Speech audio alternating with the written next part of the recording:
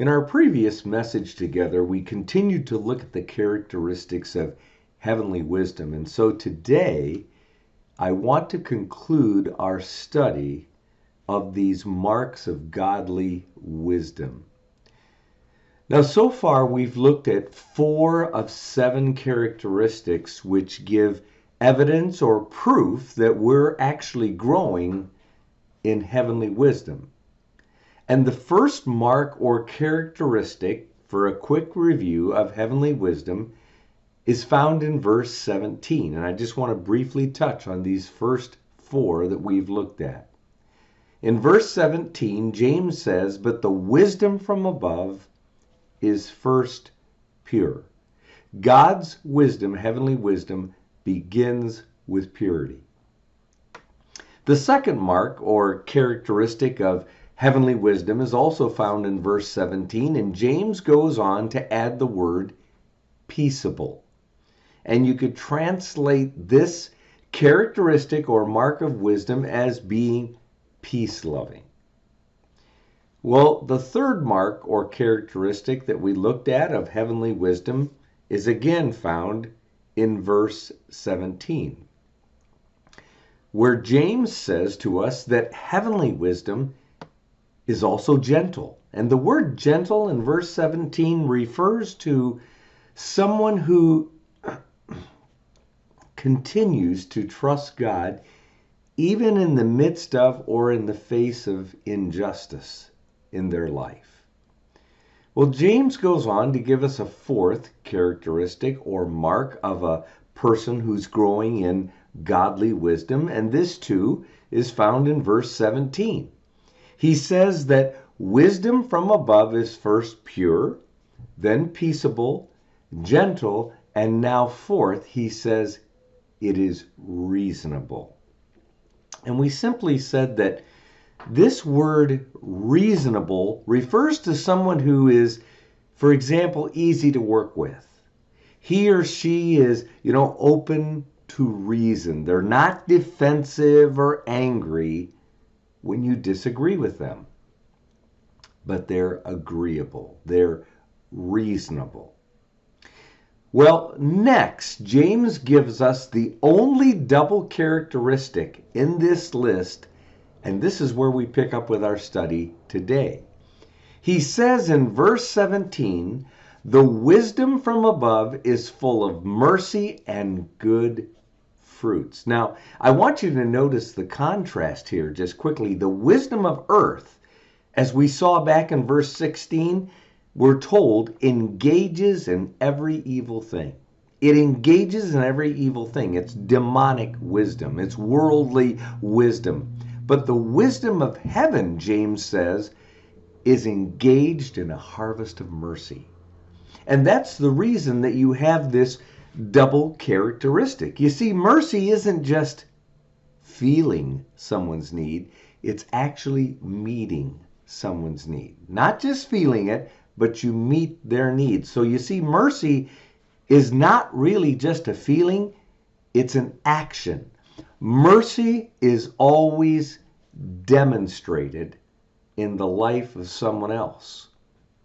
And a person who is growing in wisdom is also growing in mercy in their life. Now, the wisdom of the world would say to us, not me, you don't want to be giving mercy to people. What you want is to have people at your mercy.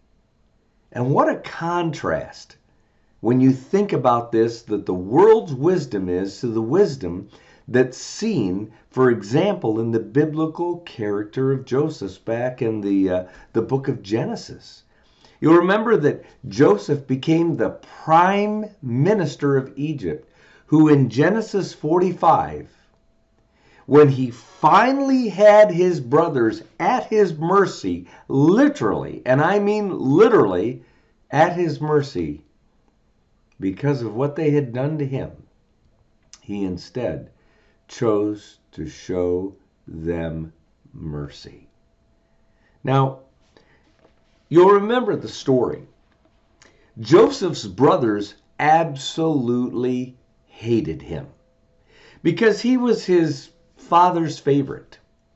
And that really wasn't a good thing, but because of that, his brothers were envious and they had a hatred, a literal hatred towards Joseph. And so one day they concocted a plan when their father was not around, and they took Joseph and they sold him into slavery to some slave traders who were going towards the land of Egypt. And so in order to cover up what they had done, the brothers basically killed an animal, and they took this special coat, this coat of many colors that Joseph had been wearing, and they dipped it in the blood, and they came back to their father and told him a lie that Joseph had been killed by a wild animal. Well, many, many years went by, and his father thought he was dead, but all the while, Joseph was in the land of Egypt. And Joseph had some difficult challenges, but God's hand was upon him. He blessed Joseph. And even through all of these difficulties, God raised him up until Joseph literally became the second in command in the entire land of Egypt. Think about it. He literally became and had the title, the Prime Minister of Egypt. He was second in command only to Pharaoh, the king of Egypt. And he was Pharaoh's right-hand man. Through a dream that he had interpreted, that God gave him the revelation to, and that he had told Pharaoh the interpretation, God's hand was upon him, and Pharaoh raised him up. Well, through the course of time, there was a worldwide famine that occurred at that time. And God gave Joseph the wisdom to basically store up food for 7 years of plenty, when the harvest was plenteous. He had storehouses and storehouses of food that was stored properly, because when the 7 years of famine would come, Joseph and the land of Egypt would be prepared. And during the 7 years of famine, people from all over the world were coming to Egypt to buy food, to buy grain.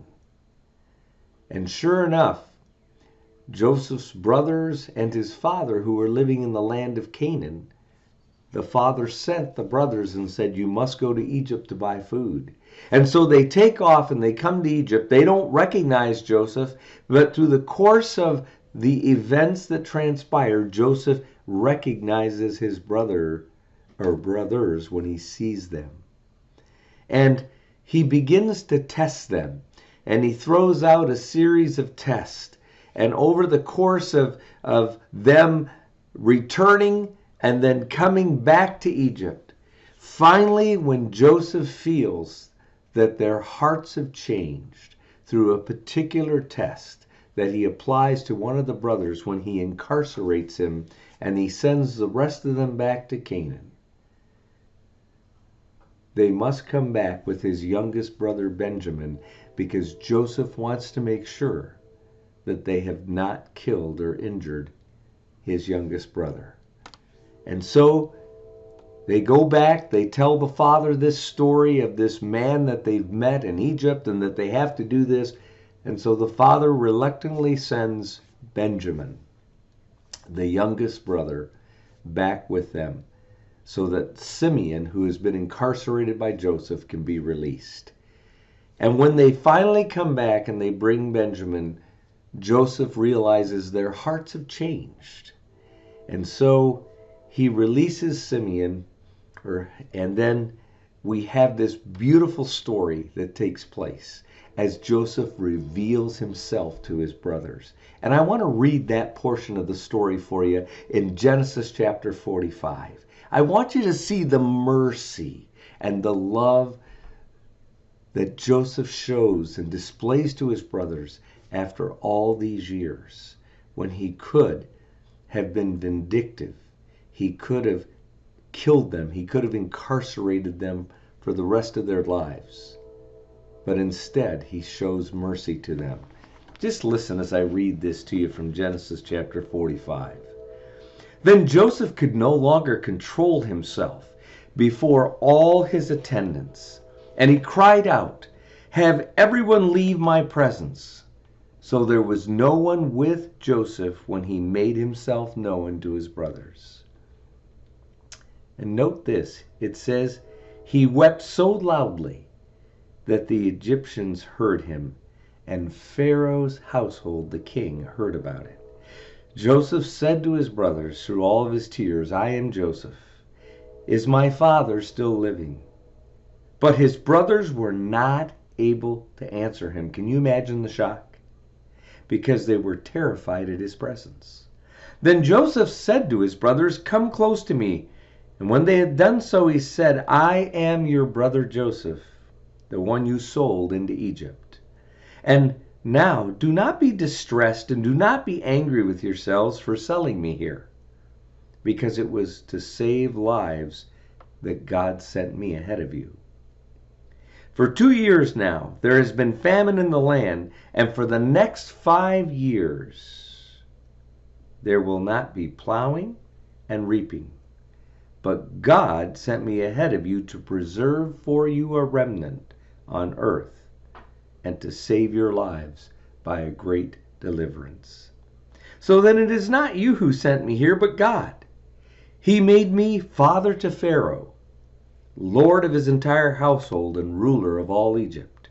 Now hurry back to my father and say to him, 'This is what your son Joseph says. God has made me lord of all Egypt. Come down to me. Don't delay.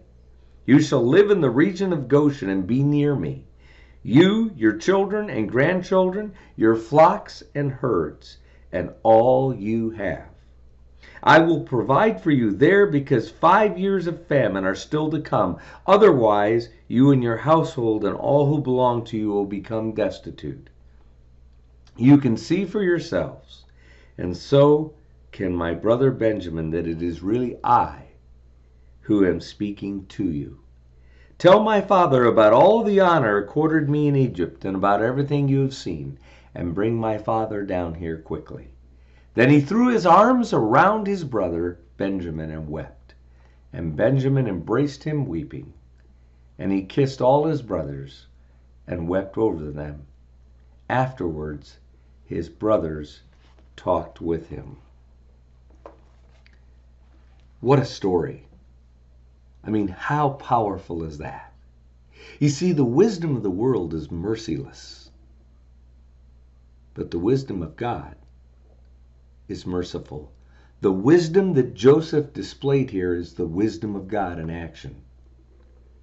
It's mercy. It's mercy in action. It's the gospel of mercy. The Bible says in Titus 2:5, "For Christ saved us according to his mercy." Ephesians 2:4, "God is rich in mercy," and we, in godly wisdom, are to display that same mercy to others. And Joseph shows us mercy in action towards those who had harmed him, his very brothers and his family. Well, James adds another characteristic or mark of heavenly wisdom, and he writes near the end of verse 17 that the wisdom from above is unwavering. Now, that kind of sounds contradictory to being reasonable, doesn't it? But you see, James isn't referring to someone who's stubborn in a negative sense. This word refers to not wavering or vacillating because of principle. In other words, you've made a commitment to Jesus Christ and you will not waver. You are unwavering in that commitment. I mean, no matter how you're tested, you're committed to following the Lord. You put that purity ring on your finger as a Christian, as a believer, and you refuse to take it off. You see, the wisest thing that you could ever do with your life, or I can do with mine, is to commit it to Jesus Christ. And every day, when we go out into the world, we're not deciding whose team we're playing on. We're not vacillating back and forth like a weed or a reed blowing in the wind, because our mind is already made up. And when you fail and I fail, we confess and we get back in the game because we want to be unwavering. That's wisdom. Well, James adds just one final mark or characteristic of godly wisdom at the end of verse 17, and he says this: the wisdom from above is not hypocritical. And the Greek word hypokrites literally referred to an actor, to someone who wore a mask is what it literally means. You see, in the days of James, the Greek actors didn't change clothes or costumes like we do today. And they often played more than one character, for example, in a play. And so what they did is they wore or they held up masks that were attached to a stick, and then they would become that character in their acting or in the play. And if they wanted to play a different role or character, they simply changed their mask and would put up another mask. So James is saying to us that true wisdom or godly wisdom, heavenly wisdom, doesn't wear masks. There's no hypocrisy to it. You see, his point is that there's no pretense or play acting in church or in life for a growing, maturing believer. There's not hypocrisy. Now, in conclusion, as we literally wrap this up, I want you to notice what James writes in verse 18. He says, and the seed whose fruit is righteousness is sown in peace by those who make peace. In other words, a wise person sows these kinds of seeds or characteristics, these marks that we've just talked about, these 7 characteristics of wisdoms that James has just described. And as a result, if those are sown in a person's life, they will benefit from a fruitful harvest of righteousness. They will produce results. Now, the etymology or word history of our English word righteousness is really kind of interesting because it used to be spoken in the English world as right wiseness. Righteousness used to be spoken as right wiseness. And then over time, right wiseness evolved to become the word righteous. So in other words, a person who is right in their wisdom is righteous. And what James is saying here is that if you sow the seeds of wisdom that we've just had described to us, you're going to get the right kind of harvest if these 7 marks are a part of your life. A righteous harvest of peace with God and peace with others. That's the harvest of having godly wisdom. A harvest of peace with God and peace with others, both vertically and horizontally. And so James says if you want that kind of fruit, if you want that kind of harvest, you have to sow these kind of seeds, the right kind of seeds, godly seeds, seeds of wisdom. Now, aren't you glad that James wrote in verse 5 of chapter 1, when we began this study, that if any man lacks wisdom, let him ask of God? And by the way, the condition of this Greek construction, the way that's put together back there in chapter 1, verse 5, implies that we all do.